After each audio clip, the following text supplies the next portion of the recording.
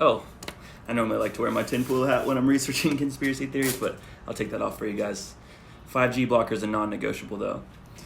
Just kind of kidding with you guys, but if you've been following me, you know that my content's getting a little bit more out there, and rightfully so, because it's pretty interesting to dive into. You guys may have seen a book that's recently come out by the niece of Donald Trump, Mary Trump.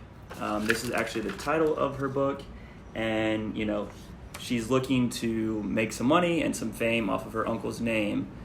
One of the claims in the books is that Trump actually paid a man, Shapiro, to take his SATs for him.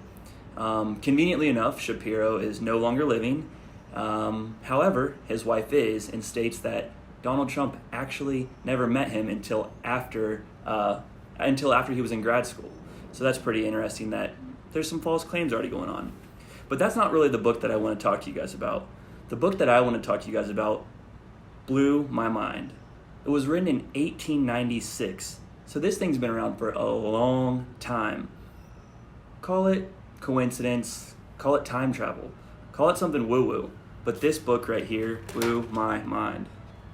The Barron Trump Collection.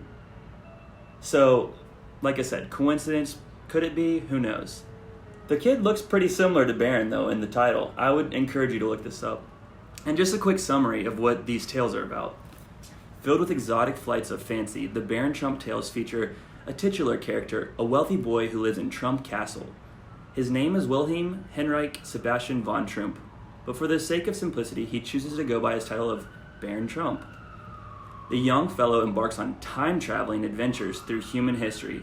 Through his travels, he meets societies of people and tribes from long ago, picking up aspects of their language and social customs, and accompanied by his faithful and protective hound, Bulger. The young Baron navigates a variety of adventures and surmounts many obstacles. So that's pretty interesting, time travel, going through different societies. But the last part of this book, the final book in its volume, discusses the rise of a U.S. president.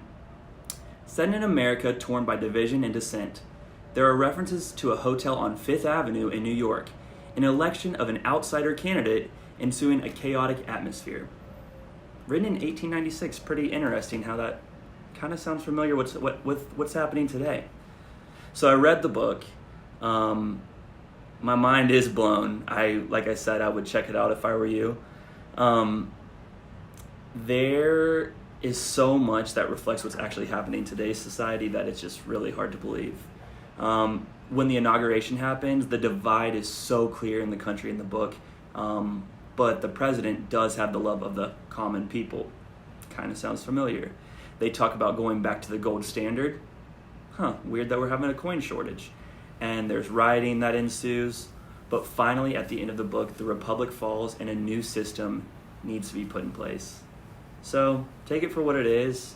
I just found it interesting and I thought I'd share with you. Much love, guys.